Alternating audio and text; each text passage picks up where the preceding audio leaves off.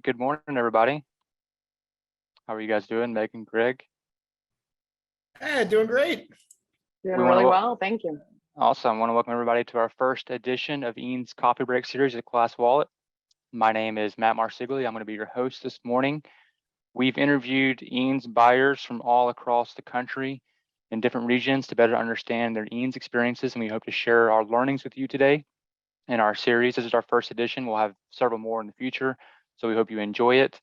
So I am the EANS Program Manager for ClassWallet. ClassWallet, we stream the purchasing and reimbursement process with our groundbreaking digital wallet technology and world-class support team. We are super excited to have Megan, the EANS Administrator for the state of Massachusetts, and Greg, who's the Director of Brand Research and Communications with School Outfitters. If you guys want to introduce yourself real quick, Megan.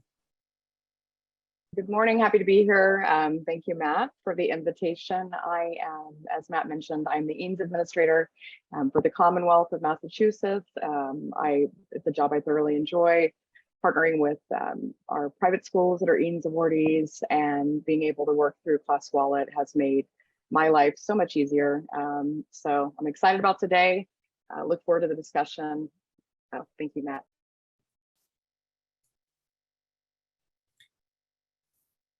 All right, and I am Greg Nelson, and I'm representing School Outfitters.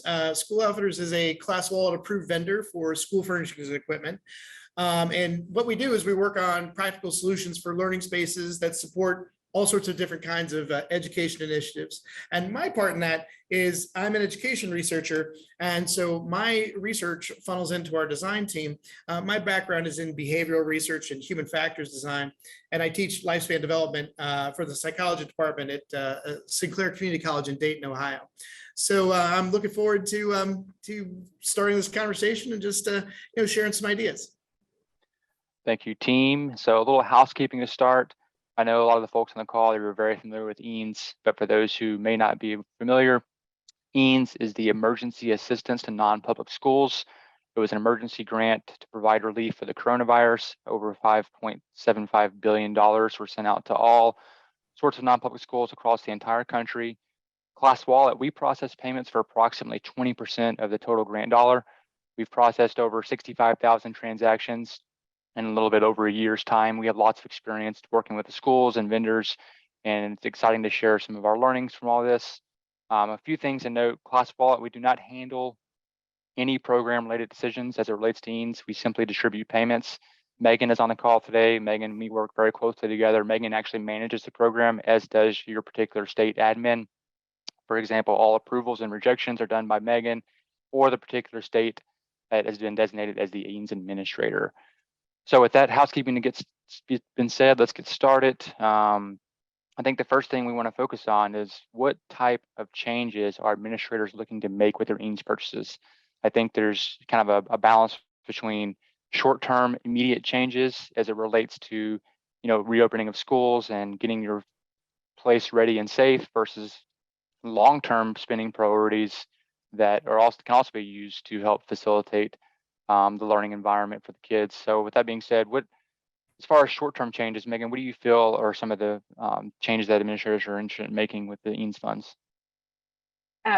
Short-term, I would say that specifically in the Commonwealth, and I know us EANS administrators across different states talk a lot, and the trends that we're seeing is certainly those that help safely social distance, help our schools follow CDC guidelines.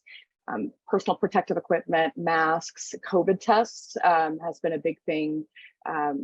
Most recently in the spring, certainly cleanings, hand sanitizer. So short term, we've seen it's really about keeping students and staff safe, but then also having a mind towards kind of the short-term needs for educational fixes, closing some of those learning gaps, learning loss from virtually learning. And then also making sure that the technology infrastructure is sound. So a lot pre-pandemic of our schools didn't have one-to-one technology initiatives, so maybe you're still working towards that.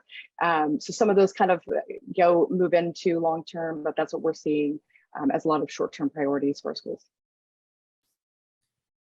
Yeah, and just to piggyback on what Megan said, I first of all, I think all of that is what we're seeing, across educators nationwide. From our perspective, we've seen a lot of people who have requested, sanitizer, cleaning supplies, PPE, Megan said, and also ways of keeping people separate, like for instance, some supplies for each individual, so that you cut down on the amount of shared supplies that you have, physical barriers that can, and hopefully those physical barriers have multi-purpose use, that you can, for instance, get whiteboard physical barriers that will keep people separate, but will also allow people to kind of, do their ideation and brainstorming and that kind of thing. The other thing I've heard a lot of are people talking about individual spacing, but also cohorting. So what do I need to do in order to cut down on the risk of exposure for a whole class? So if we keep people in very small groups, we can minimize risk that way. And I hear a lot about outdoor items as well. People wanting to kind of move a lot of their indoor activities outdoors. So that those kind of things are some of the immediate changes in addition to what Megan was talking about. Yeah, great answers, guys. I'm definitely seeing a lot of laptops for kids for flexibility. So if there's some type of, if they get sick or they need to stay home, they can still work remotely. And I know educational technology is the #1 category for EANS fundings throughout all the states we manage. Very consistent. Education technology is definitely #1. I think one thing that we want to see is probably more support for learning loss, which we'll kind of get to in a minute, as it regards to social and emotional impact that the kids had as a result from the trauma resulting from COVID. But going from short-term to long-term, Greg, what are your thoughts on some of the long-term changes that administrators are looking to make? Yeah, and just to kind of add on to what you said, some of those long-term changes are really to deal with some of the social emotional impact. I hear people talking about, bringing on new personnel like, school counselors, mental health professionals, bringing in people who can help out with that recovery from social isolation. Also, mentors, tutors, that kind of thing to remediate learning loss, but also to kind of, in terms of mental health, to give students that sense of self-efficacy, that they're kind of, recovering from loss of face-to-face interactions, sure, but also loss of learning and skill building. So those kind of things I hear a lot of. We also hear a lot about remote learning. So, it seems like, a lot of people were caught flat-footed. And I know that in my experience in teaching at Sinclair, we had to do a lot of scrambling to get to remote learning. And so in terms of long-term changes, another thing would be to be ready for, quarantines, being more flexible, doing more in the way of hybrid, high flex and remote learning. So those are some big things that I'm hearing. And just one last thing really quickly is auxiliary programming. So people are doing before and after school, summer school stuff to remediate learning loss. And I see a lot of people who want to continue that. So they'd love for their EANS purchases to spill into this long-term kind of continuation of auxiliary programming.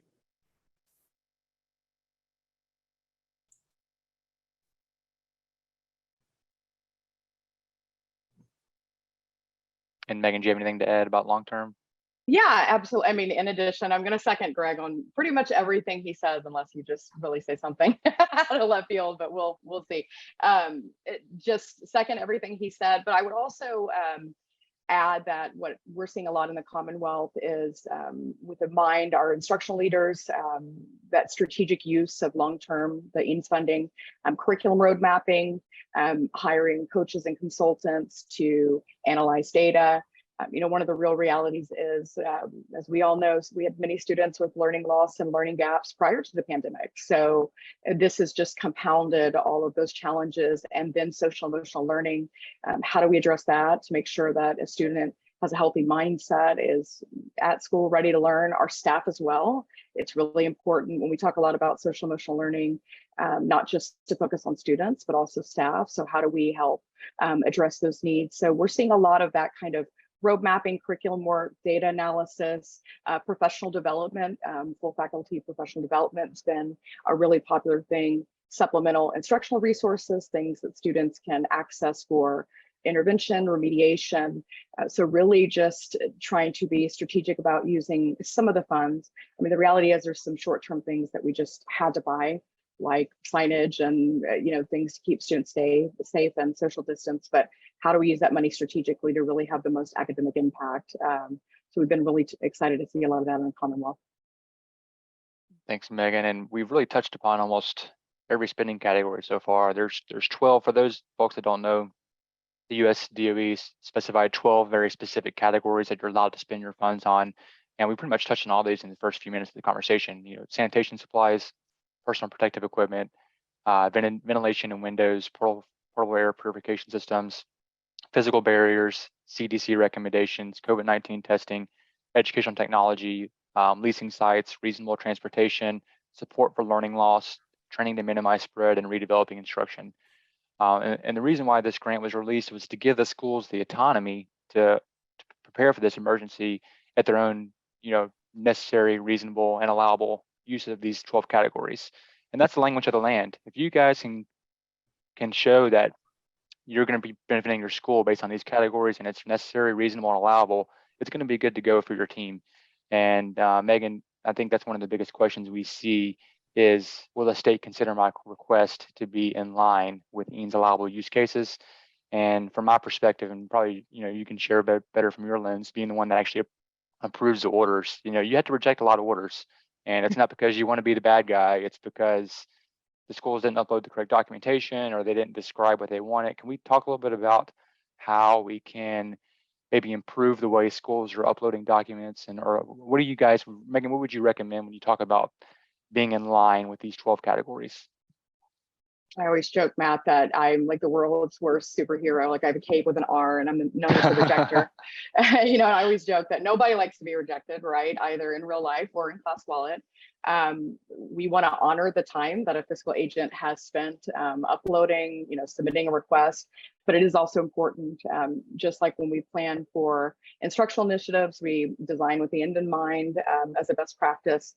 As a state administrator for the EANS program, I am always planning with an audit in mind, right? A federal audit. And that's something that, is very likely to happen because this is unprecedented funding and kind of an unusual with the allowability of reimbursements. For a grant is highly unusual for federal funds. So I will give I will say that every state has, their own unique requirements. I mean, there's obviously a lot of overlap, but what we're really looking for is, certainly kind of a non-starter is, does it meet the categories of allowability? So we start by that. Have they submitted the proper documentation? By that, what I'm referring to is a copy of the receipt that's been scanned, that's readable, that has kind of the who, what, when, where, and why. How much was purchased? What was purchased? Where was it purchased from? Is there tax that was on it? And making sure that tax isn't reflected in the amount to be paid or reimbursed. Is it reasonable? Is it fair market value? These are all things that are provided by federal guidelines. But the biggest thing that I would say is the purchase tied to an initiative to prevent, prepare for, or respond to the pandemic? So some things are pretty clear cut. We talked about COVID tests, face masks, hand sanitizers, some are not. To Greg's point earlier about purchasing things that help to social distance. I think you mentioned like whiteboards. That would be a great way to kind of have a little bit of a barrier, but also be a tool that could be utilized. An example I always use in my trainings is I got a request for reimbursements of nap mats, like you would see in preschool or kindergarten. And it was for upper grades, a school that served upper grades. And so on its face, that really wasn't something very clear to me of why nap mats would be something that would be tied to an initiative to prepare for or respond to the pandemic. So in those times, I will mark it incomplete in ClassWallet or reject, depending on if there's other issues with the request, and ask for our fiscal agents at the schools to provide rationale. And almost always the rationale is very sound. And even though the item on its face is not something that's readily apparent that it's responding to the pandemic, in this case, NatMats was used to socially distance students as they were arriving in the gym. It just kind of gave them a visual marker of where to sit. So then it connected like, oh, that's a great way. It's comfortable for students so they can move them around and be able to use the gym after. So I would say really think about another piece that I always recommend to our schools is, if 3 years from now, you and I were not here and somebody looked at that request, does it make sense as to why you purchased it, what the initiative was, and is all the proper documentation surrounding it, the invoice or receipt? And then what I didn't mention earlier is also proof of payment. We have to have a canceled check, bank statement, credit card statement, that sort of thing. At least in the Commonwealth of Massachusetts, that's what we require. So as long as all of those things, and you're making a really good case for it, and that the purchase occurred after March 13th of 2020, it's very, very uncommon for us to reject. But if those things aren't there, then I become the rejector. So. And and Megan, I think you make some really good points, and really both when we were talking yesterday and just now, I think that it's really one of the things that I took from this is this directly addressing something that is related to the COVID pandemic and the response to that? And so, is it, in other words, not part of your normal budget? Is it something above and beyond that addresses that? And I really kind of took that as kind of being the heart of this this kind of question. And then, can you demonstrate that this thing that you're going to purchase, this service you're going to purchase, does it fit the use cases, and is it in direct response to the COVID pandemic? I think, if you keep that in mind, it seems like, if all those data are pointed that way, it seems that you could make a much more compelling case for the things that you're buying. So. And Greg, I know since you've dealt with hundreds of EANS orders across the entire country, I think you guys are in all 50 states with school outfitters, not just ClassWallet managed states, but every state. Can you describe some of the things the schools have done to, because like Megan said, if there's a NatMat and there's no description, it's confusing. What are some of the things you're seeing schools do to help get that language that makes it necessary, reasonable, allowable, and it is part of the pandemic that's above and beyond their normal operating budget? What are some of the things that you see that schools are doing to help facilitate that approval request? Yeah, well, a lot of the things that I see schools doing, and again, we sell furniture and equipment. So when we get these requests, we say, okay, well, normally I would have a bunch of, say, group tables and a bunch of group work, but now I need to separate people out, and I need to make sure that I have much more spacing than I would normally have. And so when people ask for well, how can I make this case? The CDC had put together a document that talks about classrooms and spacing and what kind of things you might need for that kind of spacing. So they're doing things like that. Also, people are saying, well, normally I would not take classes outdoors. Usually I would keep everybody indoors, but since I have this response to the pandemic, I really need to have much more outdoor usage. And so how can I set up my space to do that? And people have bought things from picnic tables to benches to all sorts of things to bring much more classroom outside. Also, things that can go indoors and outdoors, things that are portable and easy to bring out, those kinds of things. They're doing that. Some other things people are doing is they're using their larger spaces. They're making much more use of their larger spaces. So, cafeterias don't have to stay, empty during, the class times. Instead, we could have certain classes, certain study halls, certain things that go into into those, cafeteria spaces or common areas or that kind of thing.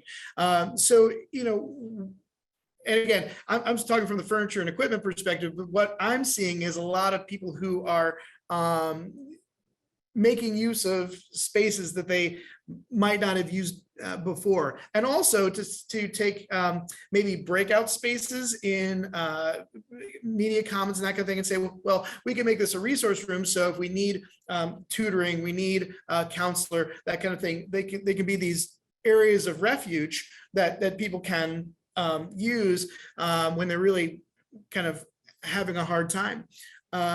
One last thing really quickly, I know I'm talking a lot here, but there's just so many things people are doing. On the side of mental health initiatives, people saying, well, we hadn't done this in the past, but we want kind of a tranquility room or some kind of room that people can go to kind of decompress, teachers and students actually, where we want to bring in more, maybe green walls, or we want to bring in just comfortable, bean bags, things where people can kind of get a mental break during the day. So we're seeing a lot of people addressing the pandemic in these ways. All great answers. And I know even some of the larger schools are providing documentation from the board of directors that will help write a letter and reasoning why that they're purchasing that material to upload in the ClassWallet, just to help further validate it is a legit reason to have the products. And again, this is all necessary because this is just lots of government red tape around this. A lot of auditing going to be happening. We've already had to upload some documents, Megan, you have through the USDOE portal, which describes line by line everything that's going to be happening. And the benefit of ClassWallet, of course, is all that documents live in ClassWallet, so it's very easy to pull up and see where everything is at. But there's just so much red tape with this government grant that the state administrators have to be very, very careful of what they're approving. And Megan, I know that's a concern for you. Yeah, I would just add to that, like ClassWallet is all of our friends, right? So use that as a fiscal agent, or if you're an instructional leader and you're partnering with your fiscal agent to submit a request or an invoice for purchase, use the description section of the order, or when you're requesting the comment section. And also some of our schools will, upload a separate document alongside their receipt and their proof of payment that provides the rationale and any supporting data or guidance, official guidance that they've utilized in order to support their purchase. So use those sections. You have a few places that you can put it in order to provide rationale for your expense, because otherwise we don't know. Like an outdoor tent, it isn't necessarily intuitive for me to think immediately that that's a classroom. Or we had one time where they requested a bistro table and 2 chairs. And, when we asked the school, they said this is a temperature checking station outside in front of the school with an umbrella to protect the teachers. Made perfect sense. But without that rationale, it was very hard, and it would not have been something that we would have approved the way that it was originally submitted. So use ClassWallet. ClassWallet's your friend to store that document. Yeah, that's definitely a reason for some of the delays in approvals. There's especially, some states, they approve orders in 10 to 14 days. Some states take up to 80, 90 days. Every state manages the program differently. However, when you think of the largest states like New York, California, Texas, Florida, these states have $400 million total dollars that came in from both grants. And, there's only a handful of administrators running the show. And if there's no comments in these orders, there's thousands of orders to sort through. And they had to reach out individually to every fiscal agent to ask them, what's the reason for this purchase? And it's not an easy task to do that. And so, we're getting a lot of questions about the timeliness of approvals. And that's kind of part of the red tape of the program. If the admin is not 100% sure it's going to be an audit-friendly expense, they're not going to blindly approve it. So one of the features we're about to release in ClassWallet is going to be to make comments mandatory for certain programs that make it designate that. And I know there's a lot of folks in Florida on the call. I would highly recommend writing, paragraph. Don't just put CDC recommendations. Make what you're buying, make it very obvious why it's reasonable, why it's necessary, and how it addresses the pandemic. Because if it doesn't, it's going to create a even further delay. And if you get rejected, you don't want to get rejected because it's something that you may have forgotten to add to bring more light to the situation. So with that being said, looks like we have, I want to respect everybody's time today on our first session. We are going to open it up to a Q&A. So if you have any specific questions, please type them in the Q&A and we will read them. We're going to spend the last 10-15 minutes going over it. We'll spend another 5 minutes kind of chatting here. Let's see, before I can close this session up. But let's see, some of the other biggest concerns we see, and I think this is very interesting because I haven't seen it yet, and I'd love to get your thoughts, Megan, but some of the administrators' concerns, it seems to be, am I making efficient use of my allocations? Could I do a better job with bulk purchasing? Meaning you could buy cooperatively with other schools. That's not something that I see a lot of today. I know the Archdiocese, they do try to do some stuff with their schools that helps kind of consolidate. But I would love to hear y'all's thoughts on what would it mean for you, Megan, if a school came to you with like, hey, here's a contract for 10 schools and it's better pricing and it's going to make all these schools better. What are your thoughts on something like that? Well, I think first and foremost, we have to be cognizant that this is public funds, right? And, I kind of mentioned that planning with an audit in mind, it's important, me being the administrator overseeing the program, but also as an instructional leader that's been allocated a certain amount of money for, our EANS 1 or EANS 2 is really to be fiscally responsible and fiscally conservative when you can. Some things you just can't, and you got to get now. So I would say that's absolutely the types of things that we're looking for. That to me would really send a message that it's thoughtful, it's strategic. We're partnering, we're wanting to make our federal funds and public money go a little further and stretch. That's absolutely something that we would be open to, being able to help facilitate and approve where we can, as long as it's within guidelines and meets all those other elements. That we would welcome that sort of strategic thinking with the money. Very good. And just to back on that, where we see this is, in Archdiocese, as you said, Matt, where there are oftentimes where parishes have parish families, and you can really spread the order around, say, the 3 or 4 schools that are part of that parish family. You just have to really articulate, what is being spent by, because the school has a specific allocation. So, coming up with that conglomerate means that you need to kind of separate that out and say, okay, we're purchasing as a group, but part of the money's coming from this parish, part from that parish, part from that parish. And, so we do see groups that want to do some of that bulk purchasing through things like that. That's a good question. I'm looking at some of the questions now.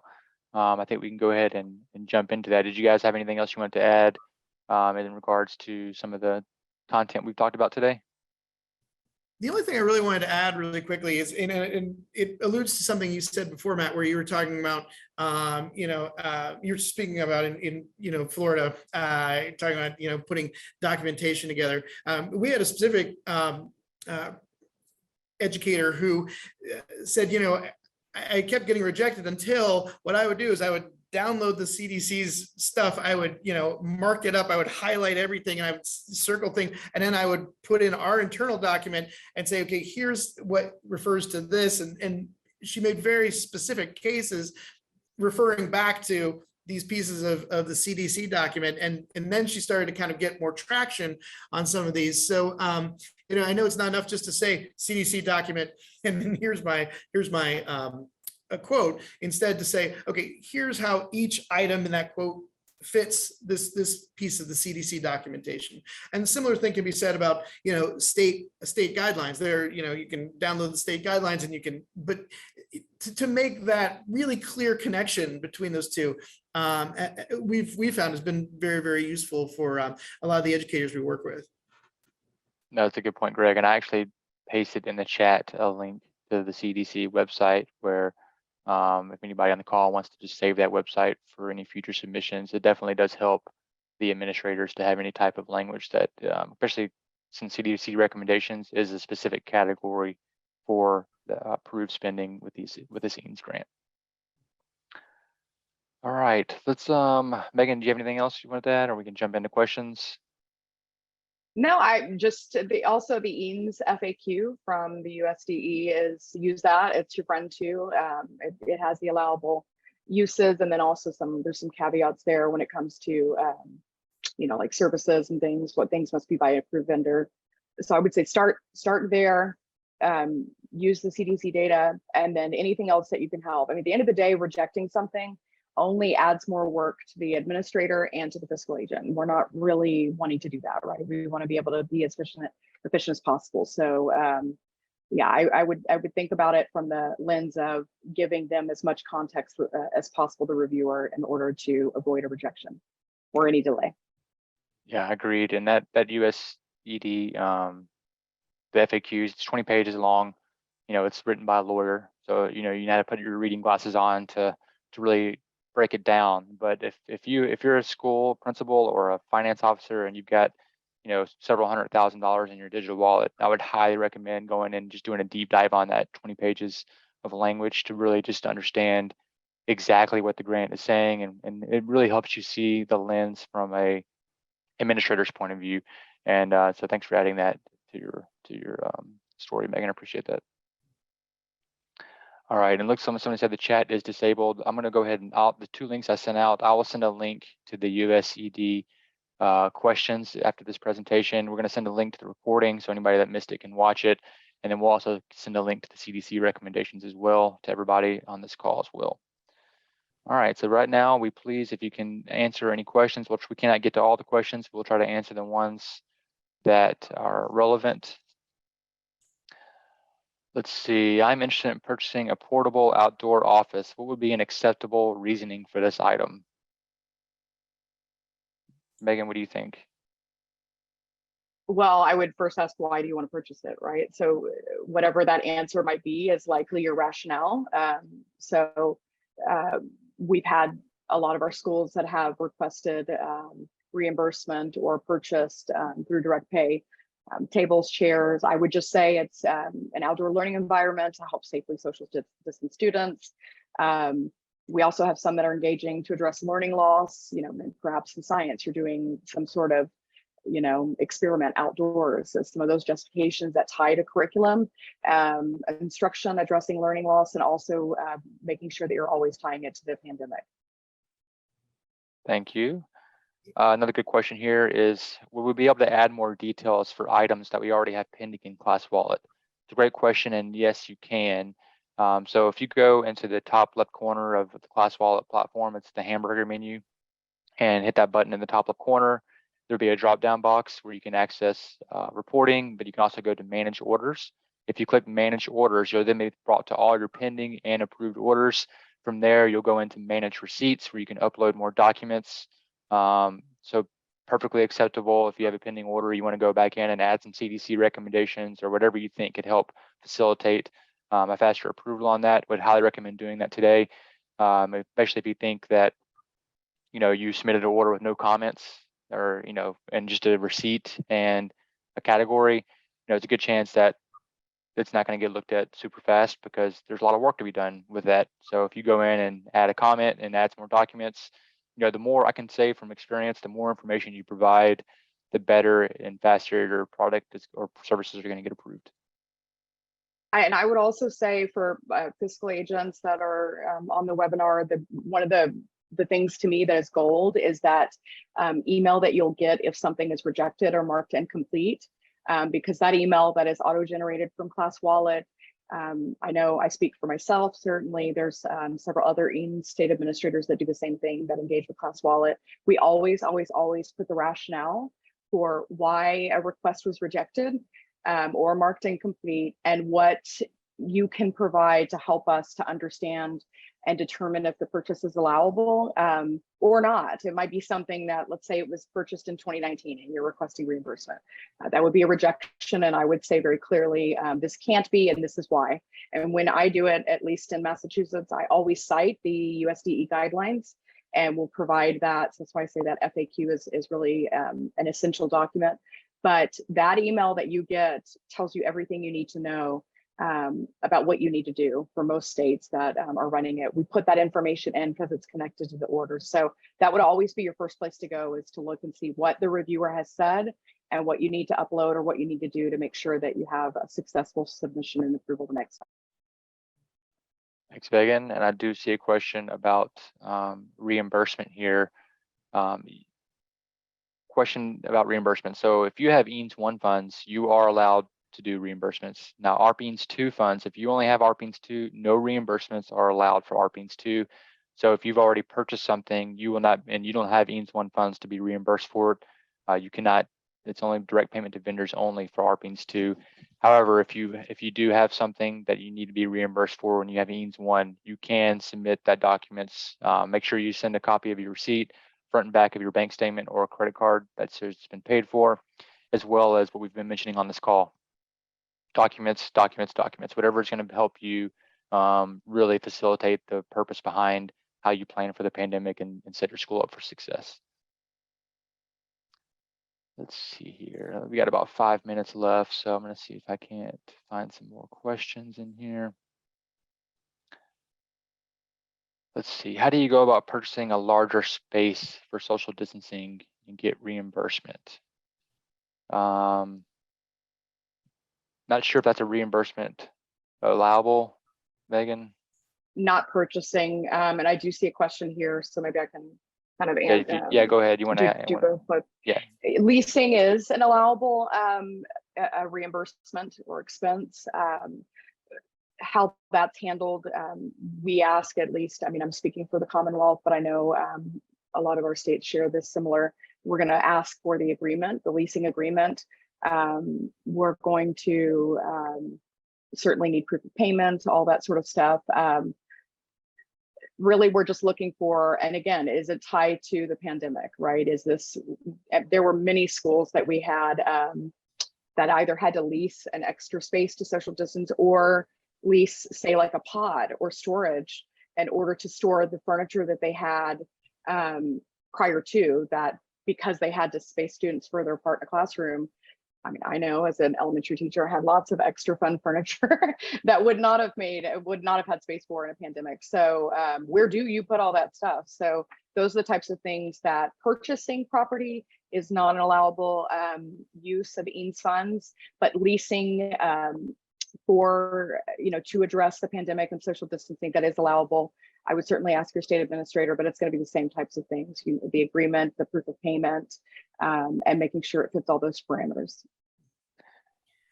One of the things that I just wanted to piggyback on is, really, when we talk about the use of space, and we say, well, how do I have the best probability of getting approved for changing the use of space?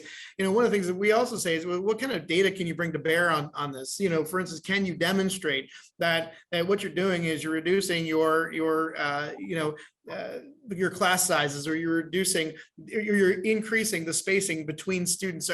Can you say, okay, I've got a 30 by 30 space. If I put 20 students in there and have some of them outside or in the cafeteria, now I've expanded the space per child. Can you bring some data to bear that will clearly demonstrate what you're trying to do? I mean, whether it's bringing people outdoors or whether it's moving to a larger space or whatever the case might be. What kind of data can we bring to bear to kind of make that case a little stronger? Yeah, thanks, Greg. And we do have a lot of questions coming in. A lot of these questions are very program specific related. Mm-hmm. Again, just to remind everybody on this call, ClassWallet cannot answer any program specific related questions. We are the accounts payable solution used to distribute payments to the vendors. So Megan on the call, Megan's managing the program for every non-public school. All these questions that I'm seeing on the screen now would be for your specific state administrator. Now, I'm happy to stay on, Megan, if you want to stay a few extra minutes to help answer some of these from your lens. Mm-hmm. Again, sure, the call ends in 3 minutes. If you need to jump off, feel free to jump off, everybody on the call. But we'll hang on for a few extra minutes to answer some of these questions. But just again to reiterate, if there's a pending order that's been in ClassWallet for a couple of months, nothing we can do about it. It still needs to be looked at by the state admin. And one thing you can do to help facilitate a better approval timeline would be everything we've been saying: upload more documents, be more descriptive with your purchasing request, and tie it into being reasonable, allowable, and necessary to the COVID pandemic. That's really the three key factors. Is it necessary? Is it reasonable? Is it allowable? So with that being said, I'm gonna jump into a couple more of these questions. I see one question about purchasing a van. I've heard that a lot, Megan, we've heard that a lot, and that goes to reasonable transportation cost, and purchasing a car or van is not considered reasonable by US DOE. If Megan, you want to explain what you consider reasonable for reasonable transportation? Oh, you can lease transportation. So we have a lot of schools that request reimbursement for, they've leased a van or additional hired a busing service to bus students in order, to athletic events or school to address COVID-19, but purchasing a vehicle is not an allowable use of funds. Very good, thank you. Let's see here. Any questions you see that you want to, you can jump on in if you see something. Yeah, Megan. I can real quick. I was looking at laptops and furniture. Again, I mean, I know in Massachusetts, we were kind of firm in the beginning of absolutely no furniture, because what we don't want to see is, right when you get your EANS fund, you're requesting brand new teacher desks. That doesn't really seem like that's something that's needed for COVID-19 and social distancing and addressing learning loss. But again, if you can tie it to addressing learning loss, cohorting students, like Greg mentioned earlier, making use of space in the school building, the school facilities that you typically haven't. Like, for example, a lot of our schools are requesting reimbursement for things like smart boards, projectors, different kind of like flex. I've always loved like flex furniture, that type of thing that has like a multi-use that you can move around. They can use the gym or auditorium and be able to project so that when students are also virtually learning and learning remotely, that they're able to hear clearly. And then the students that are in the building are able to space. So I say all of those things. Laptops are an allowable expense. Furniture can be. It's just you have to make your best case and make sure you've got the documentation. And I might also add, I'm sorry, go ahead. I was just saying, I might also add, ask your vendor. I mean, most of the time, we work with this documentation. Like in our case, we work with this documentation all the time. So I mean, don't be shy to ask. How has this case been made in the past? Do I have a case that can be tied to these, COVID relief initiatives, and many times your vendor will have that information. So, yeah, definitely have that conversation because, a lot of times vendor can bring some information to bear that can be helpful in this regard. No, I love that idea, Greg, especially because, some of these vendors, like you guys especially, you've had hundreds of orders, if not thousands of orders from the EANS program across all 50 states. And you see what gets approved every single day. And I learned something today on this call about putting some type of case study that says, hey, if you have a 30 by 30, classroom and you want to put 20 kids here and then 20 kids outside, but I need to get furniture for outside because now I've made space, social distancing. How do you document that and upload that in the ClassWallet to make it legitimate? So, there's a lot of ways that you can go about. And I love the idea, Greg, of rely on your vendor. Your vendor has the experience. They're the ones creating the invoices and quotes. They're the ones that know what's getting approved, not getting approved. So definitely rely on the vendor when you're working to upload these documents into ClassWallet. Absolutely. Leverage that expertise. Yeah. Yep. Let's answer a couple more questions. Megan, what are your thoughts on vision boards? It seems like a school was trying to purchase some vision boards. They were rejected. I don't really know the story behind it. I'd have to see the actual quote in the comments, but they've heard other schools had vision boards approved. What do you think the best approach would be to have a vision board approved? Again, and I hope I don't sound kind of like a broken record, but just make your best case. I mean, one of the first things that I do when I look at a request is, and I'll just be very transparent here for those that are on the webinar still, hopefully maybe all the Massachusetts people left, but I will look, if I've got a whole bunch that'll come in, maybe 70 in a day and it's just me, I will kind of cull through and which ones are the easy, clean cut, like COVID tests, nobody's going to deny reimbursement for COVID tests. As long as you've got proof of payment, you've got a copy of the receipt. I will try to get approved or rejected, the ones that are really easy to do, the ones that really take some thought, like I'm seeing here. I mean, purchasing of any sort of building, like real property is an absolute no. That's a federal guideline that we cannot work around. Purchasing vehicles, same thing. But these things like tables to social distance, vision boards, If it's not clear cut, I immediately push it back and ask them to provide more information. But that again, I see a lot of questions here about the timing. If everything's not there, then now I've got to wait for additional information to be uploaded or for you to resubmit it. And then I've got to find time to also look at it again and make sure everything's good. So all of those types of things, if it's not there, the first time the reviewer is looking at it, it certainly delays everything, and we don't want to do that. But it really needs to be tied to the pandemic. And also, I know Greg touched on this a little earlier, but like the idea, and a lot of the EANS administrators, we've talked about this at length, is it an expense that is a typical operational expense? Like if the pandemic went away tomorrow, like I got a request for water and toilet paper. Those are typical operational expenses for a school, regardless if there's a pandemic. That would be really hard to make a case for. Vision boards where we're using the gym and we're separating students further, so we need to have multiple places, viewpoints that the students can look, that's a much easier case. But think of those types of things too when you're submitting reimbursements. Is this something that if there was not a pandemic, would I be having to buy as part of a typical operational expense? And if it is, and it's still reasonable, because you need more or whatever, make sure that you're making that point in your rationale. Thank you, Megan. And maybe this would be a good question for you, Greg. I've seen a couple questions about because obviously with inflation and shipping and gas costs, we've seen lots of shipping cost increase, and it seems like a couple of rejections have come through due to high shipping cost. Any thoughts on how to handle something like that? Well, I mean, one of the things, yeah, I mean, there's some things that typically have high shipping costs. They tend to be your, kind of your long flat items that, like whiteboards and this kind of thing. And one way of getting around that is to purchase cooperatively. I mean, or find ways of kind of creating bulk purchases, because the per item cost of shipping goes down considerably as you order more of them. So if you are part of a parish family, or if you can create a cooperative around that, that's one way of doing it. Shipping costs are a difficult part of this because of inflation, because of gas prices, because of and then there's just the normal cost of just taking a long flat item and putting it on a truck.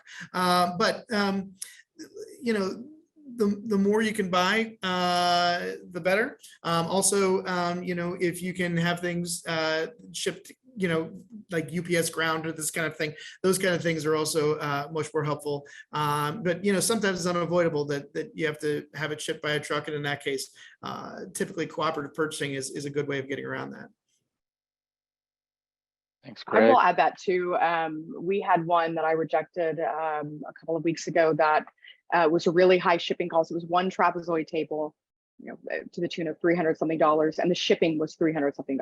And so I was like, we're not going to pay to ship something for as much as it cost. And so the school resubmitted and gave additional context and said we actually ordered 36 tables, and the shipping was $500 or $600. But for whatever reason, when they shipped the first table, they charged half of the shipping. I have no way of knowing that because the invoice only had the one table and the one cost. So when they provided that additional, that's really a good way to articulate how an order can go from being rejected to approved, is they provided that context and provided the additional invoice to show that. And so then it was approved. So those are things too, like, just keep that in mind if it's a part of a bigger order and there's a larger shipping charge up front and it might seem to a reviewer that it's really high, that additional information is extremely. Yeah, that's very typical in our industry, that if it's one, it tends to be high, but if it's 10, it's close to what it is for one. It's just if you can keep that in mind, that'd be helpful. This will be an easy question for you guys, Megan, especially. Would any curriculum be allowed under EANS 1 reimbursement, or can you just purchase with EANS 2? You can purchase it with EANS 1, but it has to be through an approved vendor. So to answer that, no reimbursements. That is a very strict guideline. Yep. In the FAQs from the Department of Education. It is absolutely a big part of what EANS is, but it has to be through a state approved vendor. And every state does their approval process differently. So always, if there's another big thing I would say to take away from this call, check with your state person, your EANS administrator, to confirm that they are approved, because if they are not, there cannot be reimbursement and we cannot pay for it. And that's, our hands are tied with that. So EANS 1 and EANS 2, you can use that for curriculum, but it has to be no reimbursement. No. Very good. Well, I appreciate everybody joining the call today. I hope you enjoyed our conversation and content. We definitely plan to have more of these in the future. I think the next one's going to be scheduled for September 1st. Similar vibe, we'll have an EANS administrator on the call, and then hopefully, a partner who also has lots of EANS experience as well.